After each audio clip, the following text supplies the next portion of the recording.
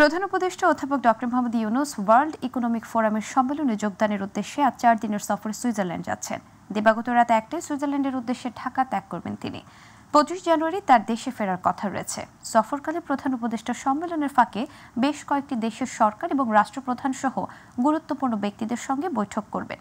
রাজধানীর হেয়ার রোডে foreign service একাডেমিতে আয়োজিত এক মিডিয়া ব্রিফিংয়ে প্রধান উপদেষ্টার উপ প্রেস সচিব আবুল কালাম আজাদ মজুমদার এ তথ্য নিশ্চিত করেছেন। সফরকালে প্রধান উপদেষ্টা জার্মানির চ্যান্সেলর, ফিনল্যান্ডের প্রেসিডেন্ট, বেলজিয়ামের রাজা এবং অন্যান্য গুরুত্বপূর্ণ ব্যক্তিদের সঙ্গে বৈঠক করবেন। সম্মেলনে বাংলাদেশ বিষয়ে আলাদা একটি সংলাপ হবে। আমাদের যে তারুণ্যের যে শক্তি, আমাদের যে যুব শক্তি, সেটার অ্যাডভান্টেজ নেওয়ার জন্য বিভিন্ন দেশকে আহ্বান জানিয়েছেন। তাদেরকে বলেছেন যে এই বাংলাদেশকে যেন তারা রিজিয়নাল হাব হিসেবে প্রতিষ্ঠা করে এবং তাদের এই রিজিয়নে তাদের পণ্যের ডিস্ট্রিবিউশনের জন্য তারা যেন বাংলাদেশকে বেছে নেয়। তো এইবারও এরকমই আলোচনা হবে।